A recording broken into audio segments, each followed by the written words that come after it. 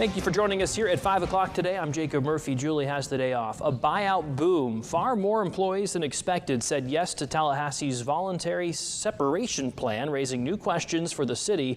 The plan offered willing workers $20,000 or 12 weeks of pay for the resignation as a way to cut costs. Our Brea Ruffin joins us now with more in Brea. What can you tell us as we look at this buyout list here? Well, Jacob, the question remains, will this large dollar amount save the city money in the long run? Several departments took a hit, with 171 employees across the city accepting the separation deal. Originally, city staff members expected between 75 to 125 employees would take the buyout.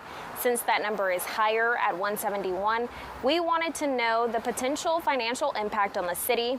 We also had questions about the possible effect on services provided to residents from the police, fire, and other departments. A city spokesperson responded with a short statement, quote, "Managing the size of the city's workforce is an essential component of balancing the budget. Now, with the governor and state legislature evaluating property tax revenues, this workforce reduction of about 5% will positively impact personnel expenses, which account for a significant share of the city's operating costs," end quote. City Commissioner Jack Porter says she was shocked to see the number of people accept the deal, especially in public safety. That a lot of people who are leaving, not just in TPD, but other departments, are positions that we know we're going to have to replace.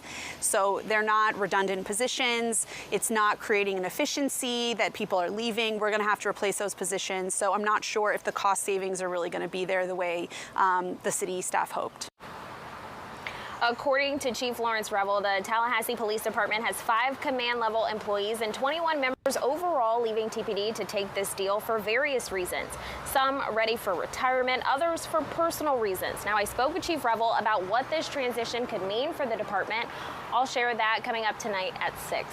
For now, reporting in Tallahassee, Brea Ruffin, WCTV Eyewitness News. All right, Brea, thank you.